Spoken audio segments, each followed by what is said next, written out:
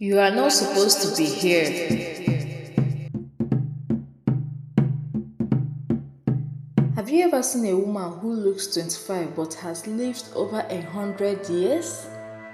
They say in a corner of Port Harcourt, there lived a woman with skin like silk, eyes like wet glass, and a voice that could melt the soul. Her name was Madame Enema.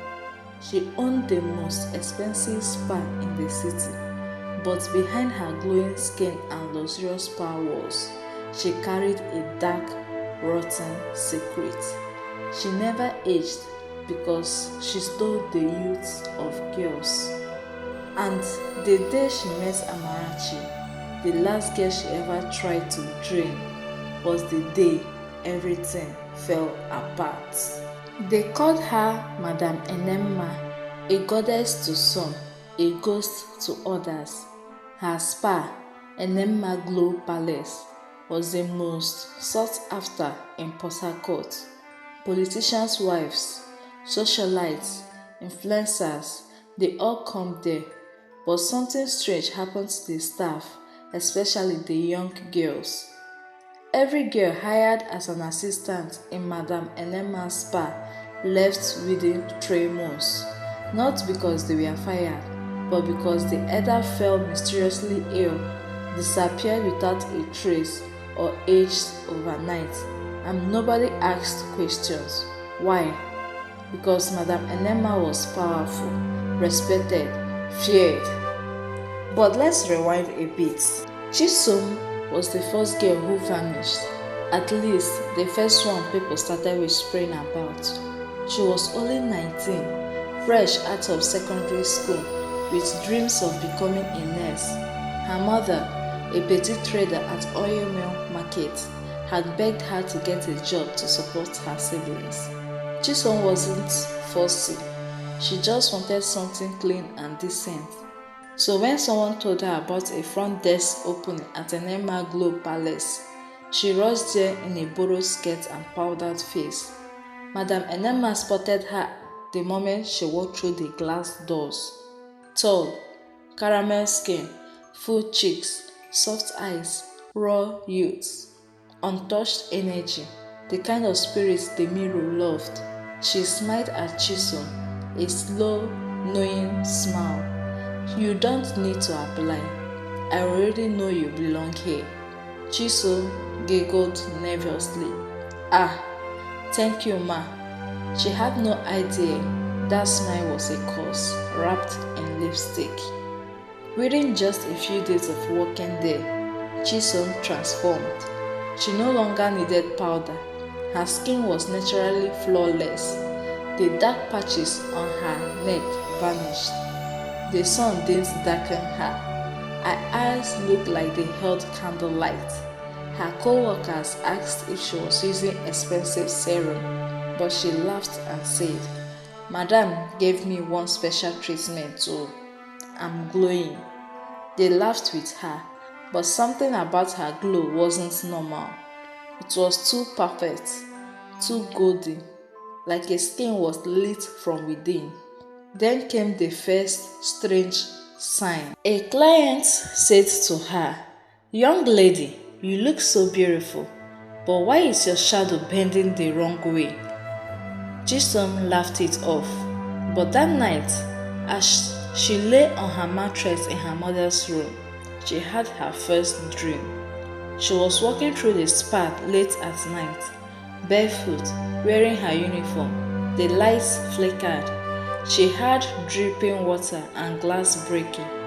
Then she saw a giant mirror floating in the center of the hallway, red, glowing, humming like a heartbeat. Inside it, faces, dozens of young girls, pale, crying, pressing their palms against the glass.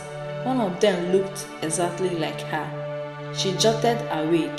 Her chest was wet, but not with sweat. It was blood. Tiny drops from her nose and a long scratch across her navel.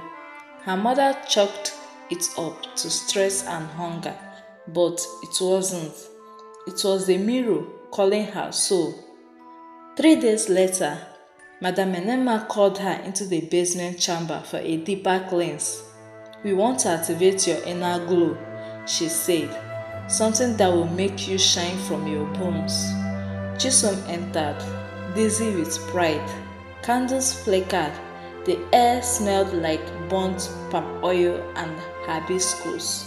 She lay on a massage bed as Madam Enema rubbed thick black oil into her skin, chanting in a language Chisom didn't understand.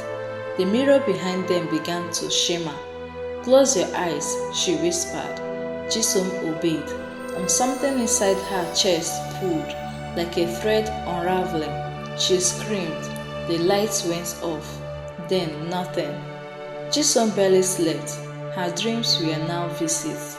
Each night, she stood in front of the mirror, watching herself decay. Her hair fell, her skin cracked, her reflection cried blood. She woke one morning, unable to walk properly. Her knees buckled, her voice trembled. She told her mother she didn't feel like herself. That night, she died. No fever, no sickness. Her body was twisted, her eyes open, her mouth stuck mid-scream. Her nails had broken from scratching the floor. It looked like she had fought something no one else could see. Madam Enema appeared the next day, uninvited. She wore white lace and dark glasses. She handed Chisom's mother a brown envelope. "Let her rest well," she said softly. "We will handle the burial." The mother, confused, grieving and broke, accepted.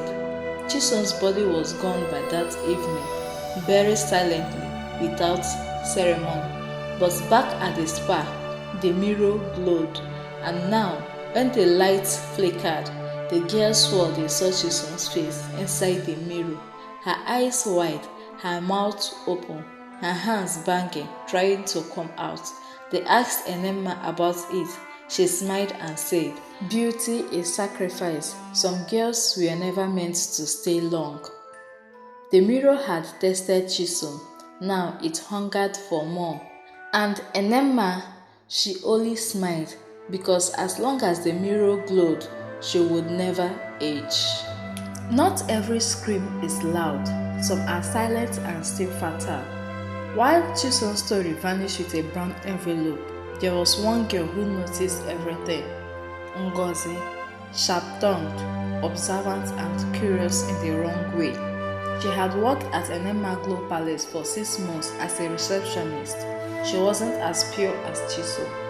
She had lived in Port Harcourt all her life, grew up fighting for food, and had a mouth sharper than a razor. Enema never looked at her twice, never smiled at her, never offered her the treatment, and that made Ngozi suspicious. She had seen too many young girls come and go.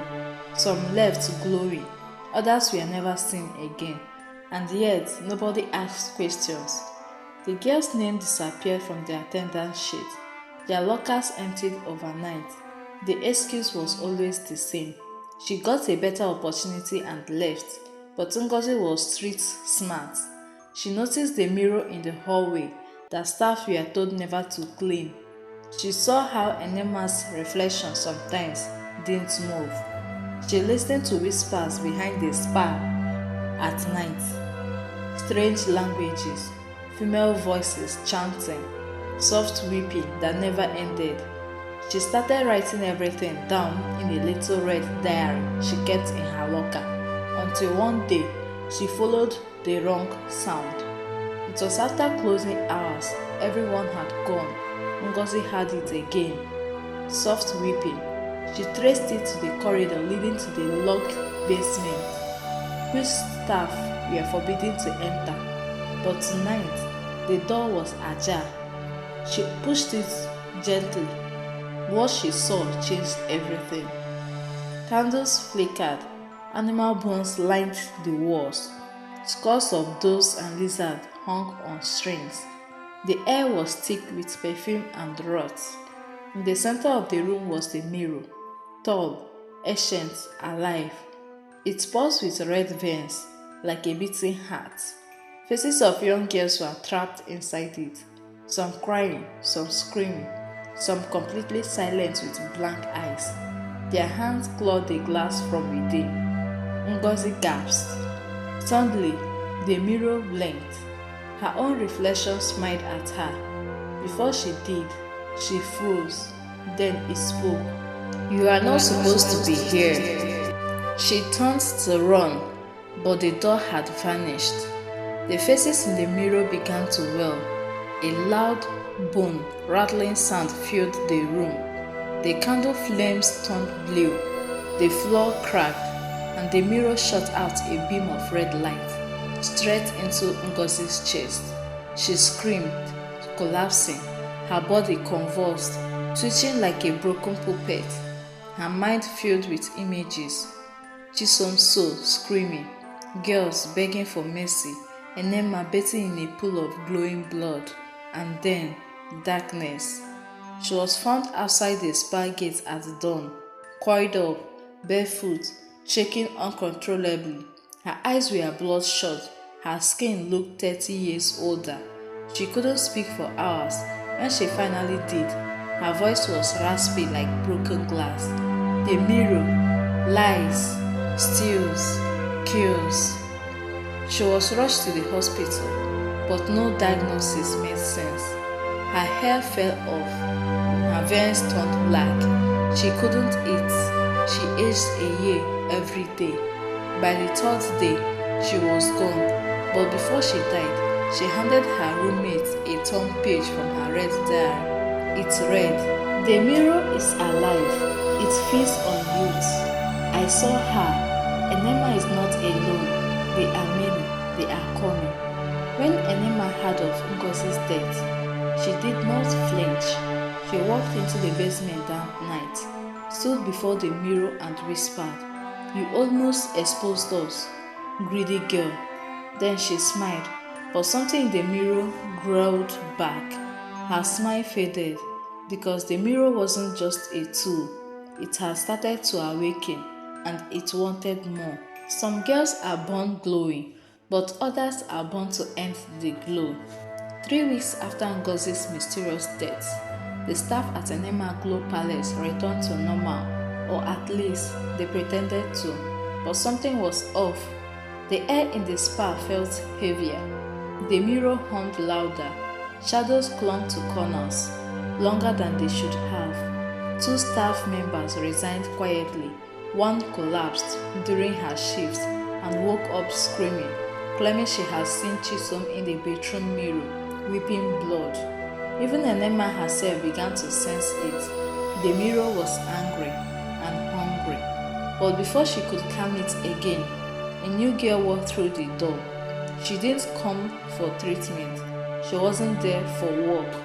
She came with a handwritten note and a backpack. Her voice was soft, respectful, her eyes bright but unreadable. She handed her letter to the front desk and waited. The receptionist opened it. Inside was one line, "Let me speak to Madam Enema. I was sent." No name, no signature. When Enema read the note, her hands trembled slightly. For the first time in years, she ordered Amarachi to be brought into her private office immediately. Enema studied Amarachi carefully. The girl wore no makeup. Her hair was natural. Her clothes were plain. She had no jewelry, no perfume. Yet her presence filled the room. There was a calm around her, like the eye of a spiritual storm. "Who sent you?" Enema asked. Amarachi stared at her with a smile that wasn't fearful. "You've been stealing what doesn't belong to you. The ones you trapped are crying out." Enema stiffened. "Who are you?" "Let's just say I've come to give back what you took." Before Enema could respond, the mirror in the room cracked slightly without being touched. That night, the staff whispered about the new girl who didn't flinch around Enema. Amarachi was given a job in the herb missing room, but no one really saw her working. Instead, they saw her talking to mirrors softly, leaving drops of palm oil at the door corners, burning strange leaves behind the spa at midnight, singing in Igbo, when everyone had gone to sleep.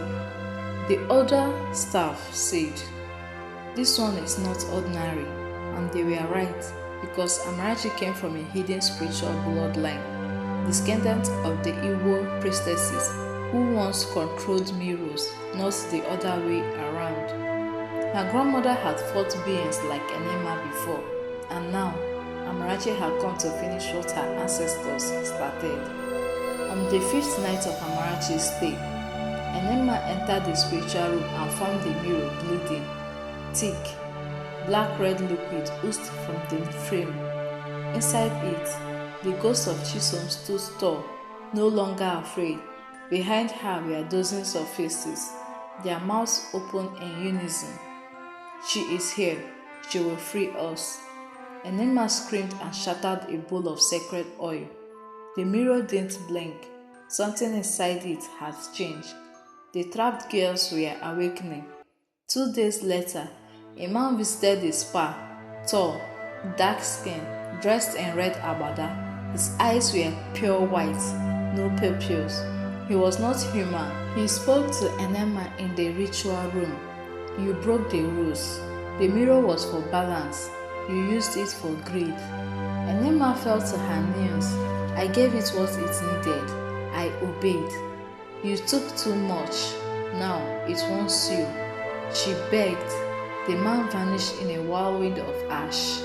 That night, while others slept, Amarachi unlocked the door no one could open. She stood before the mirror, now fully glowing red, pulsing like a living wound. She removed a cowrie chain from her neck, held it up, and began to chant, not in fear, but in authority. The mirror screamed. Girls inside began to rise. Chisom's ghost stepped forward, her hands pressed gently against the glass. Amarachi whispered, "You are free." The mirror cracked, shattered into 1,000 pieces, and in that instant, the entire spa shook violently. Candles exploded. The walls bled black oil. Workers screamed and fled. In the office, Enema fell, clutching her chest. Her skin began to age rapidly. Her glowing beauty peeled away. Her hair turned grey. Her eyes sank. She ran into the corridor, but the girls were already waiting. Chisom, Ngozi, and many others. They didn't touch her. They just watched her fall. Her body turned to dust. Her scream swallowed by silence. By morning, the spa was gone. Where once stood Enema Glow Palace was now an empty plot. The soil blackened, the air heavy. People passing by said they felt chills. Some said they heard weeping. Only one thing remained, a shattered mirror frame and a single note nailed into the earth. She stole their youth. They took it back. Never envy a glow you don't understand. Some beauty comes from oils and herbs, but some comes from stolen youths, trapped souls, and deals written in screams. Like and subscribe for more African tales.